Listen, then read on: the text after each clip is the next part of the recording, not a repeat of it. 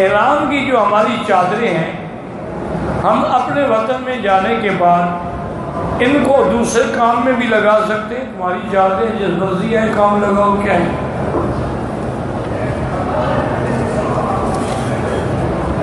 اگر یہ لوگوں کا خیال ہوتا ہے نا جی کہ یہ احرام میں جو ہم نے چادریں باندھی ہیں یہ تو اب بڑی محترم مقدس ہو گئی، چادریں مقدس ہو گئی، تو تمہیں بھی تو استعمال نہیں کرنا چاہیے نا کہیں، تم بھی تو پھر مقدس ہو گئے۔ یعنی تم پر اثر نہیں ہوتا، چادروں پر اثر ہو جاتا۔ انا للہ و انا الیہ راجعون۔ کیا کرے آدمی؟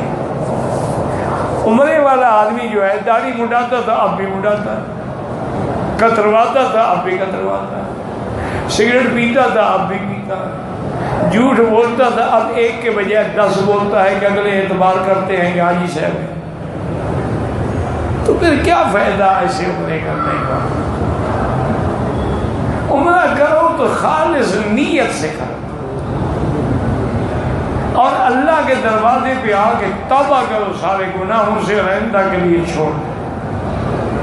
اسی لیے اولیاء اللہ نے لکھا ہے کہ نیکی کرنے کے بعد پھر اور نیکی ہو تو سمجھو پہلی بھی قبول ہو گئی ہے، اور اگر نیکی کرنے کے بعد تم اسی طرح گناہوں میں لگے ہوئے سمجھو وہ مردود ہے، بس ایک میلہ تھا، پیکج تھا، آیا تھا، کر دیا، چلا گیا۔ ہر چیز ہماری قسمت میں لکھی ہوتی ہے، ہاں اللہ پاک لکھ چکے ہیں۔ کیا شادی سے پہلے لڑکا لڑکی مل سکتے ہیں؟ شادی سے پہلے نہیں مل سکتے جناب، نکاح کے بعد مل سکتے ہیں۔ روز قیامت مسلمان اللہ کی زیارت کریں گے، بالکل کریں گے۔ صحیح حدیث سے مبارک ہے، 14ویں کا چاند کھلا ہوا تھا، حضور پاک نے صحابہ سے فرمایا حل تضامون فی رؤیتہ، اس کے دیکھنے میں کوئی شک ہے؟ انہوں نے کہا حضور پہلی رات کے چاند میں شک ہوتا ہے، 14ویں کے چاند میں کیا شک ہے؟ فرمایا انکم سترون ربکم یوم القیامۃ ولا تضامون فی رؤیتہ، تم قیامت میں اپنے رب کا دیدار کرو گے، اس میں کوئی شک بھی نہیں ہوگا۔ جیسے اس میں کوئی شک نہیں ہے، اسی طرح اس رؤیت میں کوئی شک بھی نہیں۔ اور قیامت میں جنت میں جانے کے بعد سب سے بڑی نعمت یہی ہوگی کہ اللہ کا ہمیں دیدار نصیب ہو۔ اسی لیے قرآن میں ہے وجوہ یومئذ ناظرۃ الی ربہا ناظرۃ، اور اسی طرح قرآن میں ہے کلا انہم یومئذ لمحجوبون، کافروں کو دیدار نہیں ہوگا۔ تو اس آیت سے بھی دلیل ہے کہ مسلمانوں کو دیدار ہوگا۔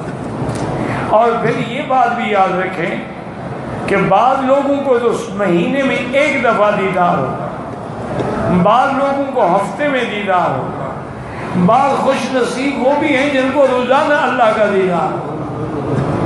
باقی اللہ تبارک و تعالیٰ اپنا دیدار کرائیں گے یا زمین پر فیصلوں کے لیے تشریف لائیں گے جیسے ان کو زیبا ہے، کما یلیق بشانہ۔ جوان بیٹا ماں کی ٹانگیں دبا سکتا ہے؟ بالکل نہیں دبا سکتا۔ حتیٰ کہ حضور نے فرمایا کہ بیٹا جب 10 سال کا ہو جائے اس کا بستر الگ کر دو، اس کا سونا الگ کر دو۔ تو آج کل تو آپ پڑھ رہے ہیں لوگ ماں سے زنا کر رہے ہیں، بیٹیوں سے زنا کر رہے ہیں، 6 سال کی بچیوں سے درندے زنا کر رہے ہیں۔ تو ابھی دور ہے کہ بھئی ایک جوان بیٹا ماں کی مٹھیاں بھرے یا ماں کی مالش کرے، بالکل حرام ہے۔ پتہ نہیں کیا لکھا ہے آپ نے، اللہ آپ کی پریشانیاں دور کرے۔ تو ایسے میرا بھائی یہ پریشانی کوئی نئی نہیں ہوتی۔ حضرت علی رضی اللہ تعالی عنہ بہت بڑے خطیب تھے، بہت بڑے ادیب تھے، بہت بڑے بلیغ تھے۔ تو ایک دن کسی نے دوستوں نے پوچھا کہ حضرت شادی کے بارے میں آپ کی کیا رائے ہے؟ آپ نے فرمایا کہ سرور الشہر،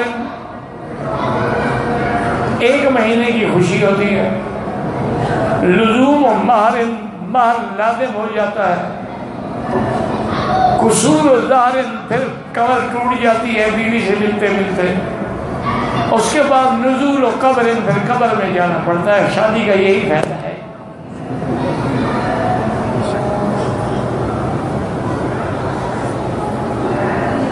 ویسے شادی سنت ہے. النکاح من سنتی فمن رغب عن سنتی فلیس منی. شادی ہر حال میں کیا کرے.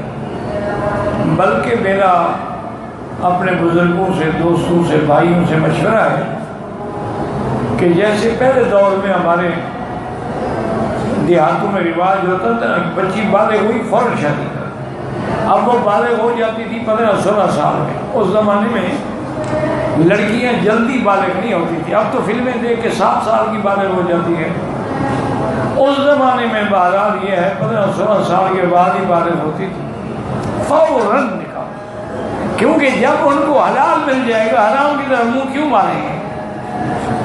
اس لیے آپ بھی کوشش یہ کیا کریں. بلکہ لڑکی پیدا ہونے کے بعد جو ہے نا، ابھی سے سوچنا شروع کر دیں کہ اس کا رشتہ کہاں کروں گا، پھر تکلیف نہیں ہوتی. اس کے نام پہ کوئی پلاٹ لے کے ڈال دیں. جب انشاءاللہ شادی کے قابل ہو گئے یہی پلاٹ اس کے لیے کافی ہے. کہتے ہیں کہ یہ دعوت و تبلیغ کے نام سے جو کام ہو رہا ہے اس کے بارے میں آپ کی کیا رائے ہے؟ دعوت ہے دین کی، تبلیغ ہے دین کی، اس میں رائے کا کیا تعلق ہے جناب؟ یا تو آپ کو وہ دعوت دیتے ہوں چوری سکھانے کی، ڈاکہ سکھانے کی، جاگنگ کرنے کی، کشتی لڑنے کی، پھر تو مسئلہ کچھ ہے. اگر وہ آپ کہتے ہیں کہ کلمہ سیکھو، نماز سیکھو، روزہ سیکھو، یہ کیا پوچھنا ہے بھائی؟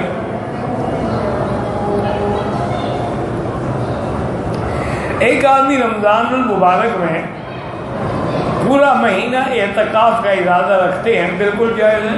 سارا سال بیٹھ جاؤ جائز ہے. پورا مہینہ اعتکاف کرو جائز ہے.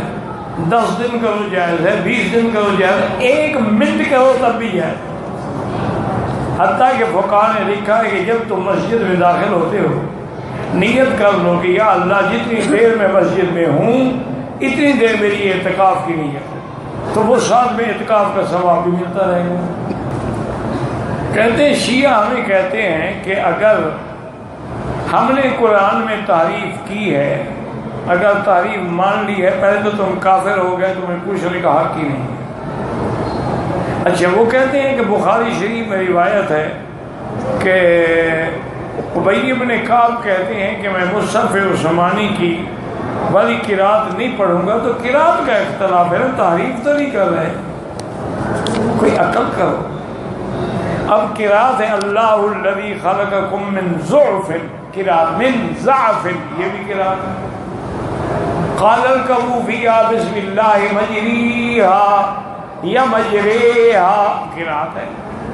اس میں کیا تمہیں تکلیف ہے؟ وہ تو صاف قراتے ہیں. تعریف الگ چیز ہے. جیسے تعریف تم لوگوں نے کی ہوئی ہے کہ یا ایھا الرسول بلغ ما انزل الیک من ربک فی خلافۃ علی فإن لم تفعل فما بلغت، یہ تعریف ہے. جیسے ان نے باقاعدہ ان کا ایک مولوی تھا، وہ کہتا تھا کہ جی کہ 9 بیویاں رکھنا جائز ہے. یہ تعریف ہے. کیوں جائز ہے؟ کہ مثلا 2 ثلاثہ 3 2 اور 3 5 ورباع 4 9، یہ تعریف ہے. اس کا معنی ہم حضور پاک سے پوچھیں گے یا مولوی سے پوچھیں گے؟ جب حضور نے پابندی لگا دی کہ 4 سے زیادہ نہیں رکھ سکتے ہو، 1 2 2 3 لیکن 4 بس حد ہو گئی. اسی لیے حضور نے حکم دیا تھا جو لوگ ہجرت کر کے آئے تھے کہ اگر کسی کے پاس 4 بیویوں سے زیادہ بیوی ہیں تو باقی چھوڑ دو، صرف 4 رکھو. جل اللہ اللہ اللہ ما فی قلبی غیر اللہ.